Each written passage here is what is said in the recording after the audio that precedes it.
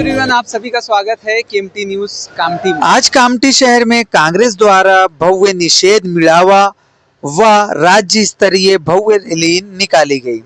Rally में गूंजे vote चोर गद्दी छोड़ के नारे। हजारों कार्यकर्ताओं के साथ ये रैली शहर के विभिन्न मार्गों से होते हुए कृषि उत्पन्न बाजार समिति पहुंची। वहां पर निषेध मिलावा सभा का आयोजन किया गया। इस सभा पर राज्य स्तरीय कांग्रेस नेताओं ने जनता को संबोधित किया और सरकार पर जमकर निशाना साधा। इस अवसर पर महाराष्ट्र प्रदेश से महासचिव अवंतिका ताई ने मीडिया से बात करते हुए क्या कहा, आइए सुनते हैं। जो राहुल जी ने विषय उठाया है कि संविधान के होते हुए इस देश में 1 पर्सन 1 वोट, ये जो संविधान का अधिकार मिलना चाहिए, ऐसा नहीं है। वोटों की चोरी हो रही है और यहाँ ऊपर से लेके नीचे तक, यानी लोकसभा से लेके स्थानिक स्वराज्य संस्था के चुनाव तक अलग अलग प्रकार से वोटों की चोरी हो रही है। इसके खिलाफ संपूर्ण देश में एक एल्गार उठा है और जिसका एक छोटा सा उदाहरण हमने कामठी में दिया है कि उभड़ कर बारिश में भी लोग आए हैं, यानी लोगों के दिल तक यह बात पहुंच गई है कि वोट हमारा अधिकार है। संविधान की मूल तत्व को अगर ये भाजपा सरकार बदल रहे हैं तो हम सभी ने इसके खिलाफ आवाज उठानी चाहिए, वोट चोर के खिलाफ आवाज उठानी चाहिए। क्या कामठी का ही जगह क्यों चुना गया है कि कामठी में भी वोट चोरी हुआ है? राहुल जी ने सर्वप्रथम वोट चोरी के बारे में बात करते हुए लोकसभा के बाद में विधानसभा में जिस प्रकार से वोट कामठी में बढ़े हैं उसका जिक्र किया था और उन्होंने यह बताया था कि कामठी में भी वोटों की चोरी हुई है और इसीलिए प्रतीकात्मक कामठी के बारे में उन्होंने कहा था और इसीलिए कामठी से यह और आरएसएस का गढ़ है नागपुर जिला, इसलिए नागपुर जिले से और विशेषता कामठी से आज का यह कार्यक्रम वोट चोर यात्रा बोलिए, आप इसे निषेध कार्यक्रम बोलिए या वोट चोर गद्दी छोड़ का एल्गार बोलिए, यह कामठी से किया गया। तो क्या लगता है मैडम, इस बार ईवीएम जो बैन होगी और बैलेट पेपर पे होगा ऐसा कुछ?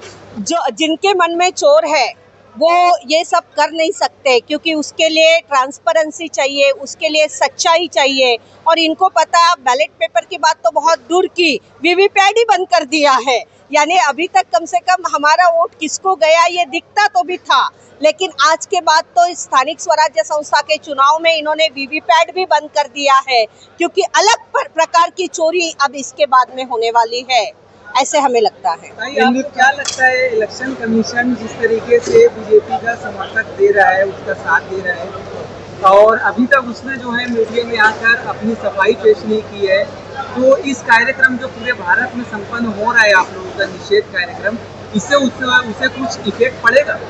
इलेक्शन आयोग का जो विषय है, इलेक्शन आयोग से हम सफाई नहीं चाहते या प्रेस कॉन्फ्रेंस नहीं चाहते, हम इलेक्शन आयोग से चाहते कार्रवाई।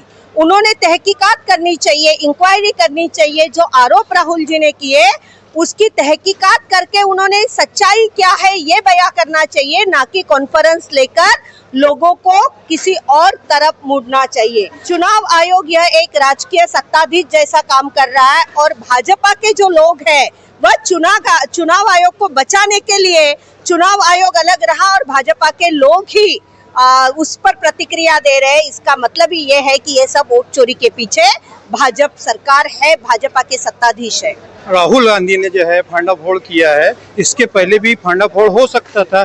वोट के ऊपर में आपके एजेंट बैठते हैं, क्या एजेंट नहीं बता सकते कि कौन कितनी बार वोट दे रहा है? ऐसा नहीं है कि इस बार सर्वप्रथम केवल राहुल जी ने ही बोला है, राहुल जी ने इसको आंदोलन का रूप दिया है। बार बार बोला गया था। 2017 में हमने कोर्ट में जाके इस कामठी विधानसभा में डुप्लीकेसी ऑफ वोट है और क्या बोगस वोट है करके कोर्ट से मैं खुद जीती हूँ, उसका उदाहरण है और उसका केस लॉ भी बना है। उसके आधार पर और 3 केसेस में अमरावती में उसके आधार पे रिजल्ट दिया गया है, यानी ये 2017 में भी हमने प्रूव किया है कि वोट चोरी हुई है।